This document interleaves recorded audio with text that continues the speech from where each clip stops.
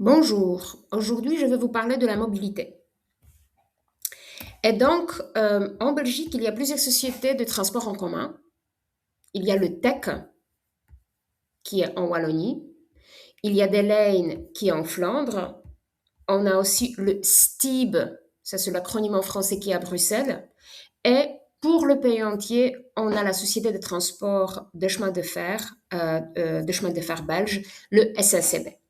Si on regarde la carte de la Belgique, ici vous voyez par région des Lijn, le STIB, le TEC et pour le pays entier, les trains. Les acronymes, qu'est-ce qu'ils veulent dire? Le SNCB, ça vient de la Société nationale de chemin de fer belge. Des Lijn, ce n'est pas un acronyme, c'est le nom de la société. Le STIB, Société, excusez-moi, ici il y a une petite faute d'erreur, des transports intercommunaux de Bruxelles. Et TEC, Transport en commun Wallonie. Sachez que si vous allez au travail en train, l'employeur, que vous travaillez dans un secteur privé ou public, est obligé d'intervenir dans les frais de transport. OK? Quand vous les voyez, le pourcentage du prix réel du titre de transport est d'au moins 71%, 72%.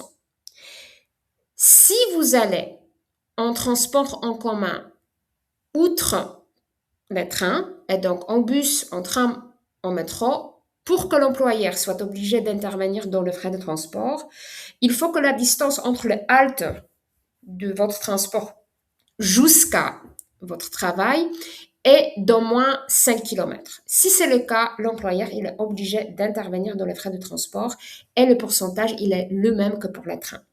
Les informations là-dessus, vous pouvez le trouver sur les sites que vous voyez ici, werk.belge.be. Le site il est disponible aussi en français sur le site du ministère du Travail, ainsi que sur le site d'un des syndicats. Comment chercher des informations sur les sites des syndicats, je vous les montrerai pendant les leçons sur le sujet du travail.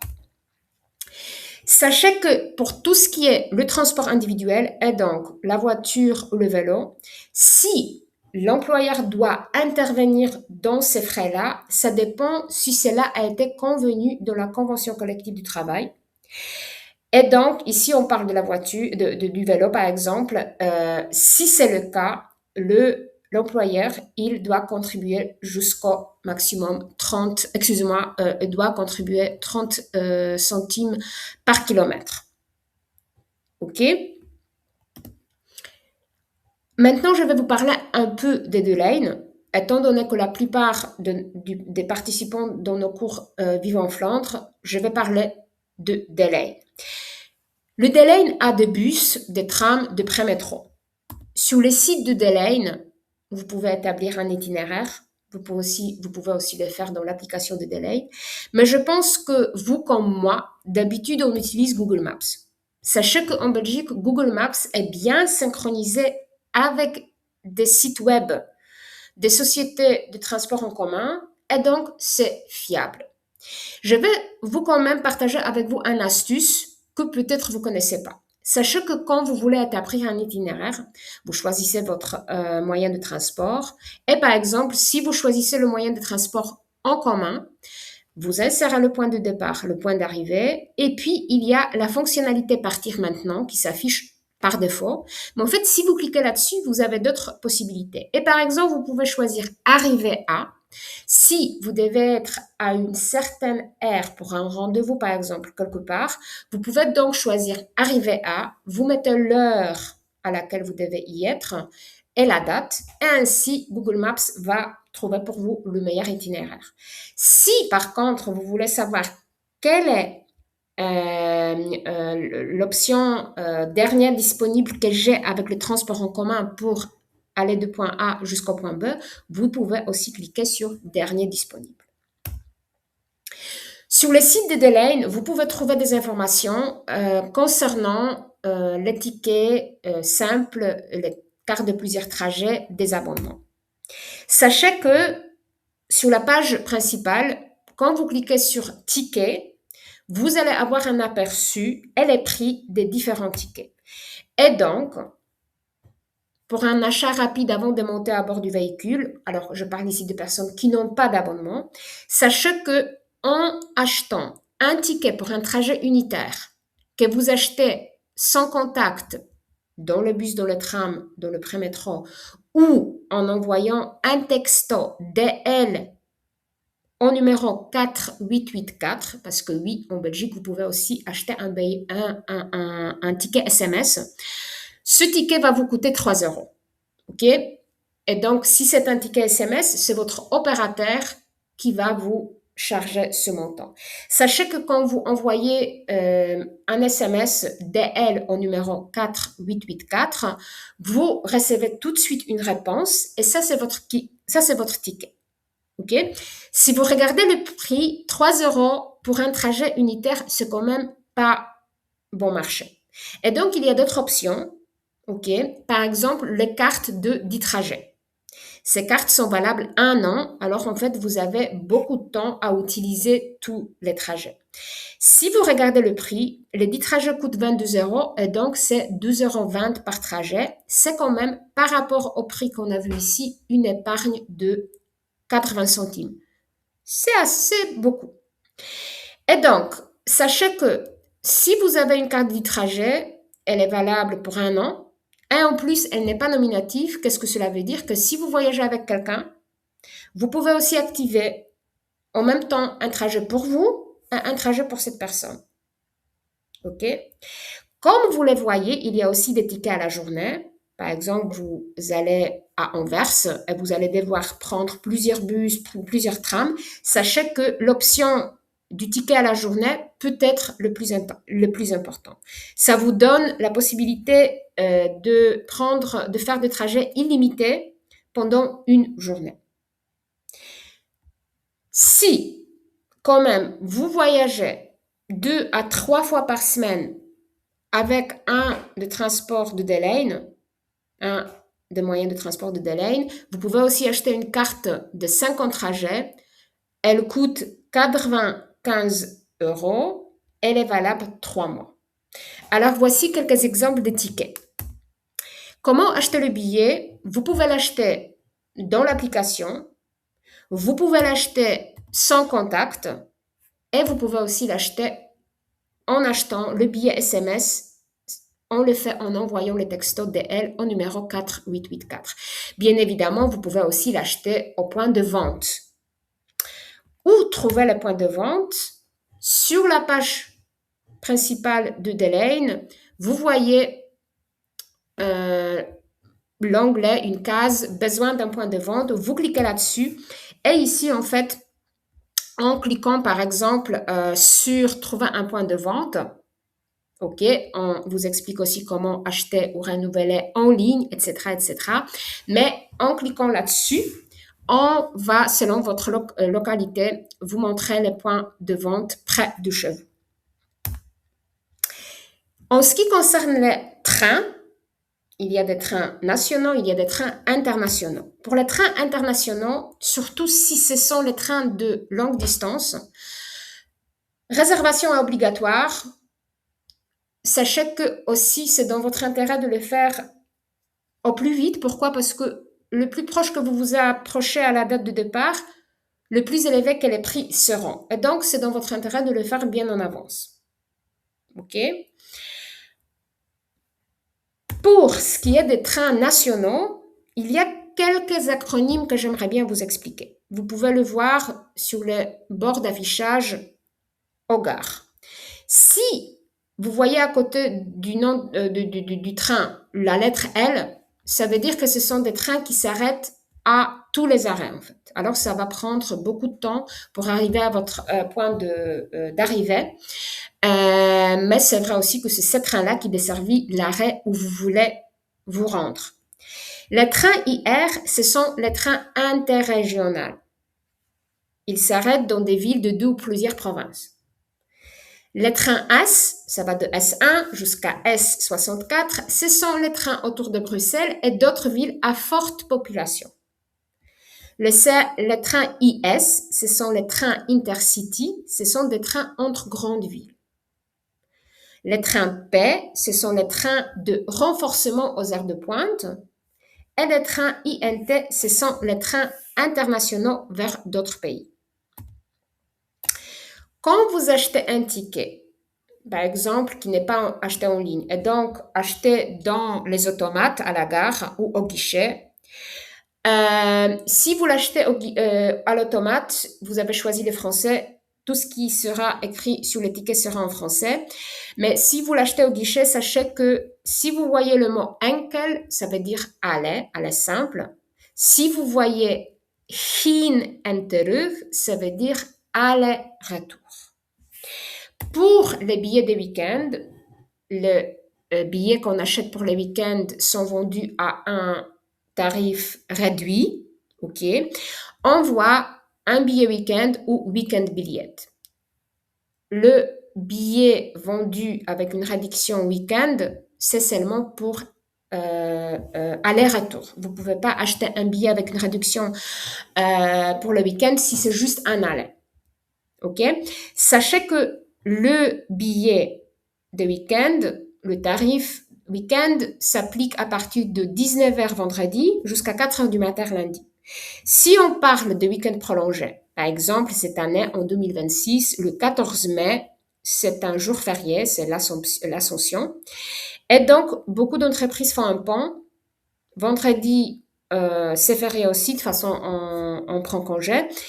Et ainsi, le week-end prolongé commence mercredi soir. Et donc, à partir de mercredi 19h jusqu'à lundi matin, 4h, on peut bénéficier du tarif week-end. Sachez que la société de transport de chemin de fer belge offre des réductions, comme par exemple les enfants de moins de 12 ans voyagent gratuitement s'ils sont accompagnés d'un voyageur muni d'un titre de transport valable.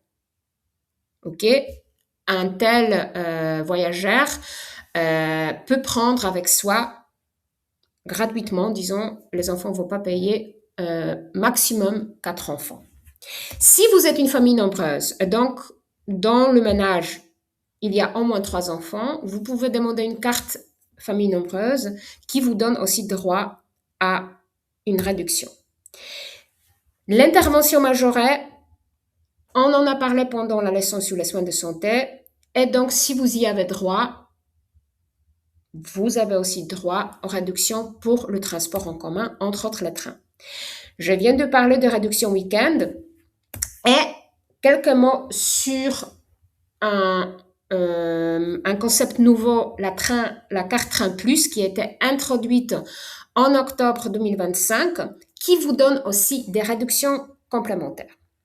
Et donc, je vais vous montrer maintenant une vidéo là-dessus où un monsieur explique c'est quoi la carte Train Plus et comment il faut comprendre de nouvelles règles concernant la tarification chez le SNCB. Alors tu n'as rien compris concernant les nouveaux tarifs SNCB, ce n'est pas grave, je t'explique. Alors imagine tu fais un Bruxelles au stand, d'accord? Du lundi au vendredi en deuxième classe, ok? Alors là il faut faire la différence entre l'heure de pointe, 6h01, 8h59 et 16h01, 17h59, et l'heure creuse. L'heure creuse c'est tout le reste, d'accord? Alors imagine tu es un adulte, 26,64, t'as aucune réduction, t'as même pas intervention majorée, t'as rien, t'as entre 26 et 64, et tu décides de voyager en heure de pointe. Ça te revient à combien ce voyage Bruxelles au stand? Eh bien, bim, 20,90 €, malheureusement. Maximum 20,90 €, tu vas payer un voyage, donc même si tu fais au stand Eupen, 20,90 €. Ok? Alors maintenant, imaginons que tu voyages en heure creuse. Ben, il n'y a rien qui change, malheureusement. 20,90 €. D'accord? Alors maintenant, imagine, tu as la carte Train Plus. La carte Train Plus, ça te permet d'avoir des réductions, 40% de réduction pendant l'heure creuse. D'accord? Train Plus, 3 € par mois, 24 € par an. Alors ici, concrètement, en heure de pointe, est-ce que ça va changer quelque chose? Oui, parce que tu vas payer maximum 14 €. Et le voyage ici va te coûter 14 €. D'accord?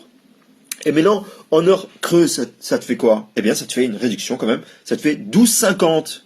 Donc, ça te revient à 12,50 en fait. Et maximum, tu vas jamais payer plus de 12,50 ton voyage. D'accord? Alors maintenant, imagine que tu es jeune, tu as moins de 26 ans, tu es senior, ou alors tu as intervention majorée. Eh bien là, tous ces voyageurs-là vont avoir moins 40%. D'office, en heure de pointe, ou alors en heure creuse, ils auront toujours moins 40%. Toujours, toujours. Donc ici, en heure de pointe, et ici, en heure creuse, il n'y a rien qui change. Hein. On voit, hein, rien qui change. Hein. On a beau faire ça, il n'y a rien qui change. Alors maintenant, imaginons, tu as la carte Train Plus. Tu es jeune, senior, intervention majorée, tu as déjà moins 40%, déjà. Alors maintenant, imaginons, tu as la carte Train Plus, 2 euros pour toi, ou alors 16 euros par an. Eh bien, ça te revient à combien? 5,50 maximum le voyage. Donc, Bruxelles-Ostende ou Bruxelles-Liège, maximum, ou alors même Liège-Ostende, maximum tu vas payer 5,50 euros. Et ici, en heure creuse, eh bien, tu vas payer maximum 5,50 euros. Et en plus, ça a une réduction de moins 64%. Voilà. Et maintenant, vous allez me dire, mais le week-end, on fait quoi le week-end? Alors maintenant, imaginons le week-end. Eh bien, tout le monde aura minimum moins 30%. L'adulte aura moins 30%. D'accord, 26,64. Lui, il va payer 14,60 € maximum son trajet. Et ici, son trajet lui coûtera 14,60 €. Alors imaginez maintenant qu'il a la carte Train Plus, eh bien ça lui reviendra à une réduction de moins 58%, hein, donc 30% et 40%, moins 58, ça lui fait 8,80 maximum. Alors le jeune, le senior et celui qui a intervention majorée, lui, eh bien de base, il a déjà moins 40%. Donc lui, ce sera moins 40% de base. Donc ici, on a les prix ici. Donc ça lui fait 12,50 €. Et si il a la carte Train Plus, hein, le jeune, le senior ou intervention majorée, s'il a la carte Train Plus, eh bien ça lui fait une réduction de moins 64%. Donc maximum, il payera 5,50 €. Voilà, voilà. Alors tu n'as rien compris concernant les nouveaux tarifs SNCF. Alors, j'espère que cette explication vous a éclairci les avantages de la carte Train Plus. La seule chose qui n'est plus actuelle dans la vidéo, c'est le prix de la carte Train Plus. Le prix que monsieur il a mentionné, c'était le prix de promotion. On pouvait acheter à un prix réduit la carte Train Plus jusqu'au 4 janvier. Et donc, c'est plus le cas. Mais toutes les réductions, tout ça de quoi il parle, c'est correct. Et donc, sachez que les prix actuels pour la carte Train Plus, si vous l'achetez pour toute l'année et que vous avez l'âge entre 26 ans et 64, ça vous coûte 48 €, ok? Ou si vous l'achetez par mois, juste pour un mois, excusez-moi, c'est 6 €. Si vous êtes jeune, vous avez moins de 26 ans, vous avez plus de 65 ans, toujours jeune, ou vous êtes bénéficiaire de l'intervention majorée, dans ces cas-là, le prix pour la carte Train Plus, c'est par an, si vous l'achetez pour toute l'année, en une fois, c'est 32 €, ou si vous l'achetez juste pour un mois, c'est 4 €. OK? Et donc, par exemple, si vous voulez acheter un ticket, vous allez sur le site de CNCB ou dans l'application, vous introduisez le point de départ, le point d'arrivée, vous indiquez aller-retour, la date, deuxième classe, et ici, vous cliquez sur ajouter un voyageur, on va vous poser la question, est-ce que vous avez la carte Train Plus? Quel est votre âge? Est-ce que vous êtes bénéficiaire de l'intervention majorée? Bon, vous indiquez les réponses selon votre situation et regardez ce qui se passe. Si vous faites cette demande pendant la semaine, en fait, on va vous montrer qu'il y a 3 tarifs. Quand vous n'avez pas de carte Train Plus, un aller simple, ça va vous coûter 18 €. Si vous avez la carte Train Plus et vous choisissez de prendre le train pendant les heures creuses, et donc pendant les heures en dehors des heures de pointe, et donc les heures de pointe, ce sont les heures quand les gens vont au travail, ok? Et donc les heures de pointe, c'est quoi? C'est le matin 6h01 jusqu'à 8h59, pour simplifier, de 6h jusqu'à 9h le matin, et puis dans l'après-midi, quand les personnes retournent du travail, c'est 4h, 6h. Si vous prenez pas le train 16h-ci, dans ces cas-là, et vous avez la carte Train Plus, voyez que au lieu de 18 €, ce voyage vous coûtera 10,80 €.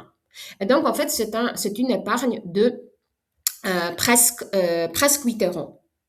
ok, pour un aller simple. Alors, aller-retour, c'est 16 euros. Si vous décidez quand même de prendre le train aux heures de pointe avec la carte Train Plus, vous voyez que ça vous coûtera 14 euros. Alors, en fait, même les heures de pointe, la carte Train Plus, ça vous donne des réductions. Et donc, en fait, si vous n'avez pas de carte Train Plus, mais vous regardez ce tarif et vous vous dites, j'ai vu que si j'achète cette carte pour un mois, ça me coûte 6 euros. Et ici, j'ai déjà vu que pour un aller simple, ça peut me donner une réduction de, si je le prends, les heures creuses, de 8 euros. Aller-retour, c'est 16 euros. Alors, en fait, en achetant cette carte Train Plus, j'ai fait déjà des épargnes. Et donc, vous pouvez choisir le tarif qui vous intéresse et ainsi, on va adapter le panier, le prix du ticket plus le prix de la carte. Sachez que si vous achetez la carte pour un mois, après, pendant ce mois-là, vous pouvez utiliser la même carte en faisant des achats. Quand vous faites la recherche pour le week-end, vous allez voir qu'on vous propose deux tarifs. Pourquoi? Parce que le week-end, ce sont les heures creuses. Et donc, ici, on a juste toute heure sans carte plus. Le week-end, c'est 12,60 €. Et si vous avez la carte Train Plus, en fait, ici, on dit toute heure, mais en fait, le week-end, ce sont les heures creuses seulement. Et donc, c'est 7,50 €. Elle est simple. Et donc, la différence, elle est de 5 €. Sachez aussi que quand vous vous rendez à l'aéroport international de Bruxelles, vous avez besoin de suppléments. Et donc, quand vous achetez les tickets, n'importe où, comme le point de départ n'importe où en Belgique, ou même à l'étranger, et votre point d'arrivée, c'est l'aéroport, vous allez pouvoir acheter les tickets dans l'application sur le site au guichet, à l'automate, mais sachez qu'on va vous informer aussi que vous avez besoin du supplément. Ok? Ce supplément est nécessaire pour pouvoir sortir de la gare. Il y a des portes automatiques. Il faut scanner le code QR de votre supplément, pas de votre ticket de train. Et donc, sachez aussi qu'avec la carte Train Plus, ça vous donne une grande réduction parce que normalement, le supplément coûte 7 € 10 centimes. Alors, même si vous faites le trajet de la ville de Bruxelles à l'aéroport, c'est un trajet de 15 minutes, ça vous coûte en plus du ticket 7,10 €. Et donc, aller-retour, c'est 14 €. Tandis que si vous avez la carte Train Plus, ça vous donne une réduction. En fait, ça coûte 12,60 €. Et en fait, c'est une réduction aller-retour de 10 €. Sachez aussi qu'avant de monter sur le train, vous devez vous munir d'un ticket valable.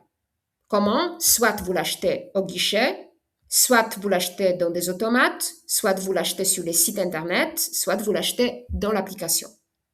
Si vous montez dans le train et vous n'avez pas de ticket, avertissez l'accompagnateur du train, le conducteur. En l'avertissant, ça vous donne droit d'acheter les billets à bord, mais soyez conscient qu'il y a un tarif à bord. Et donc, vous allez payer le prix du ticket et le tarif à bord. Et donc, il faut toujours ajouter le montant de 9 €. Donc, si le ticket, il coûte 10 €, ce sont les heures creuses, par exemple, et vous avez la carte Train Plus, par exemple, une hypothèse, l'accompagnateur de train va quand même ajouter 9 € parce que ça, c'est le tarif à bord.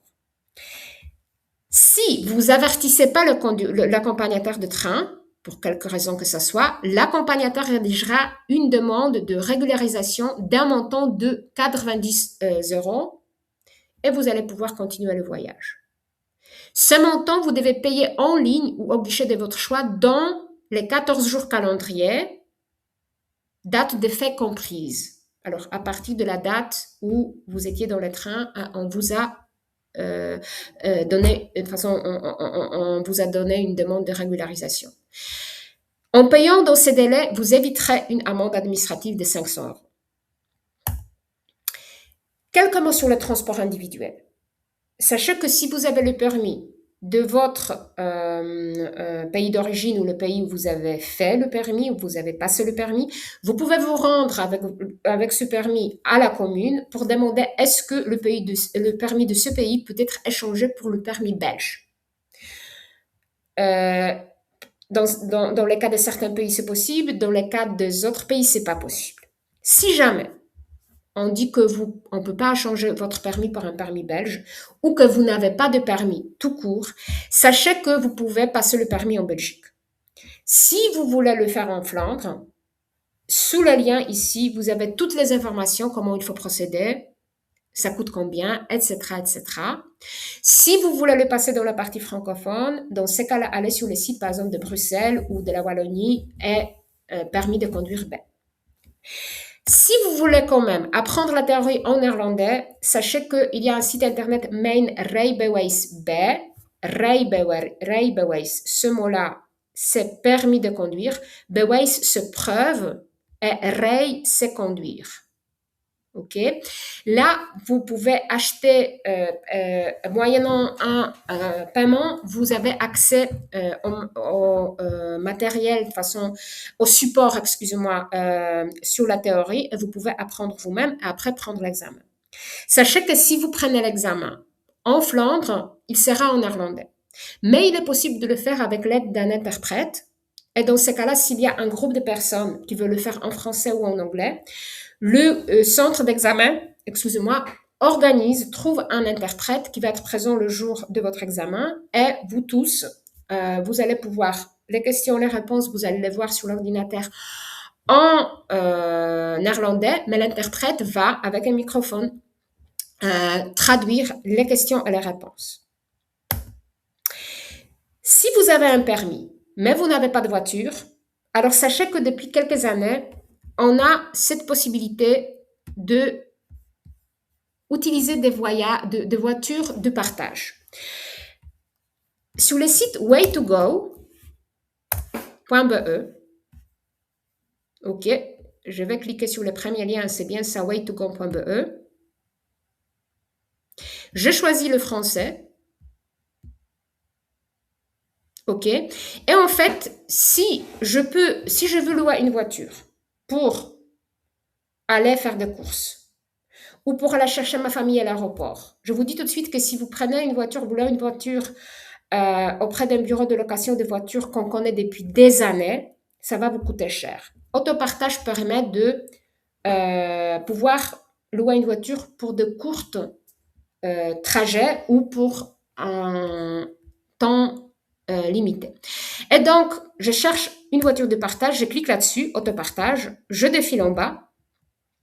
Et là, utiliser une voiture partagée, ce qui m'intéresse, je clique sur voir plus. Si parmi vous, il y a des personnes qui ont une voiture et aimeraient gagner un peu de sous en le partageant, ainsi vous pouvez cliquer ici pour voir quelles sont les conditions, etc. Bon, moi je suis l'utilisateur, je veux donc pouvoir louer une voiture partagée. J'ai cliqué donc là-dessus, je défile en bas et j'aimerais bien déjà savoir comment ça marche. Ok? Alors, on vous explique que pour pouvoir utiliser les voitures de partage, vous devez rejoindre un système d'autopartage. Ok? Et ainsi, vous avez accès en tant qu'usager à toutes les voitures de ce système. Alors, il y a des différents opérateurs. Ok? Comment vous réservez la voiture sur le site web ou par l'application. Ok. Au début du trajet, vous ouvrez la voiture avec l'application ou la clé que vous êtes allé chercher chez le propriétaire, par exemple. Et ainsi, vous pouvez partir. Une fois votre trajet fini, vous verrouillez la voiture et payez la facture et voilà. Et donc maintenant, moi, j'aimerais bien voir où y a-t-il des voitures partagées près de chez moi. Je clique donc là-dessus et j'ai une carte. OK? Ce sont les voitures qui m'intéressent et donc je déclique les vélos partagés et les vélos cargo partagés. Ici, je vais écrire Oostkamp parce que c'est là où j'habite. OK? En plus, je vais un peu agrandir la carte parce que moi, j'habite là où on voit 5 maintenant. Et donc, je vais le faire ici. OK? Et moi, ce qui m'intéresse, c'est une voiture à essence ou diesel, les deux, avec la transmission manuelle. Et en fait, l'opérateur, ça n'a pas d'importance pour moi. Et si je trouve sur la carte un point comme ça, je clique là-dessus. OK. Et pour avoir plus d'informations, je clique sur plus d'informations et on m'explique, c'est chez l'opérateur de gage. Quelles sont les conditions? D'abord, il faut que je suive une séance de formation physique ou en ligne. Je dois avoir un permis de conduire, bien évidemment. Je réserve sur les sites ou dans l'application. J'ouvre avec la clé. Alors, ça veut dire que je dois aller chercher la clé auprès du propriétaire, mais ça veut dire que le propriétaire, il n'est pas loin, il est là. OK? Et je dois retourner la voiture au même emplacement ou dans le même quartier. Le paiement s'est fait par une facture trimestrielle et pas besoin de carte de crédit. OK? Et donc, si c'est ça qui m'intéresse, et donc, je vu que l'opérateur qui organise tout ça, c'est Dégage. Et donc, ici, je vois, il y a un lien, le site de Dégage. Je clique là-dessus. Et le site, il est en néerlandais. Il faut ici, donc, de traduire en français. Il n'est pas accessible dans d'autres langues. Et donc, si je veux m'inscrire, je clique sur devenir membre. Si je veux quand même comprendre comment ça marche, je clique sur règles du jeu. OK. Et en fait, ici, on nous dit que chez Dégage, vous n'avez pas besoin de louer une voiture ou un vélo, vous empruntez la véhicule de votre voisin. Alors ici, ce sont des personnes privées qui partagent leur voiture. OK. Si j'aimerais bien connaître le tarif, je clique sur le tarif. Et ici, vous voyez que on paye par kilomètre parce que cela reflète le coût d'utilisation. Et donc, on ne paye pas par heure, il n'y a pas de frais d'abonnement, il n'y a pas de cotisation. Par contre, il y a des frais d'inscription uniques de 45 € et il y a aussi une caution de 75 € qui est remboursable quand on retourne la voiture. OK? Et donc, si ça m'intéresse de m'inscrire, je vais cliquer sur m'inscrire. Maintenant, je vais vous montrer ici quels sont les tarifs par kilomètre. Par exemple, ici, vous voyez, c'est 42 centimes par kilomètre si je fais jusqu'à 100 km. Ici, on a fait les calculs pour un trajet de 250 km et ça peut coûter jusqu'à 87 €. Mais par exemple, on est plusieurs personnes, c'est quand même très intéressant. Et donc, si ça m'intéresse, je vais m'inscrire. OK. Et donc, je vais cliquer devenir membre. OK. Et puis, je vais cliquer sur enregistrer. Ainsi, vous pouvez bénéficier, de façon, utiliser des voitures partagées, des vélos partagés, comme vous avez vu, il y a aussi des vélos cargo. Si on parle des voitures, quelques mots sur l'équipement, ou plutôt les équipements obligatoires que vous devez avoir dans la voiture. Sachez qu'il faut avoir un triangle de signalisation, qu'il faut avoir un extincteur, qu'il faut avoir un gilet fluo et qu'il faut avoir une trousse de secours. Si vous n'avez pas une de ces choses et il y a un contrôle de police, vous pouvez avoir une amende. Quels sont les documents qu'il faut avoir quand on conduit une voiture sur la voie publique? Et donc, bien évidemment, le permis de conduire. De toute façon, on est obligé d'avoir sur soi, à partir de l'âge de 15 ans, sa carte d'identité ou sa carte de séjour, si on est étranger en Belgique. Le certificat d'assurance, sachez que on peut l'avoir aujourd'hui sous format numérique et donc on peut l'avoir dans un email ou enregistré sur notre GSM. Donc, on peut demander à notre assureur de nous envoyer l'assurance par mail. Le certificat d'immatriculation, qui est un document d'un format A4 et en fait, il a deux parties. La partie qu'on déchire et on met à la maison et cette partie-là, on le met dans la voiture. Pourquoi une telle solution? C'est pour éviter les situations où la voiture elle est volée. Avant, en fait, les certificats d'immatriculation, il était, par la plupart des personnes, tenus dans la voiture. Et donc, si la voiture a été volée, le voleur pouvait facilement vendre la voiture. Maintenant, quand on vend la voiture, il faut qu'on vous donne les deux parties. Alors, si on vous donne juste une partie, cette partie-là, alors vous devez être un peu méfiant. OK? Le certificat de contrôle technique est donc les voitures qui ont plus de 4 ans, doivent être contrôlés si tout va bien.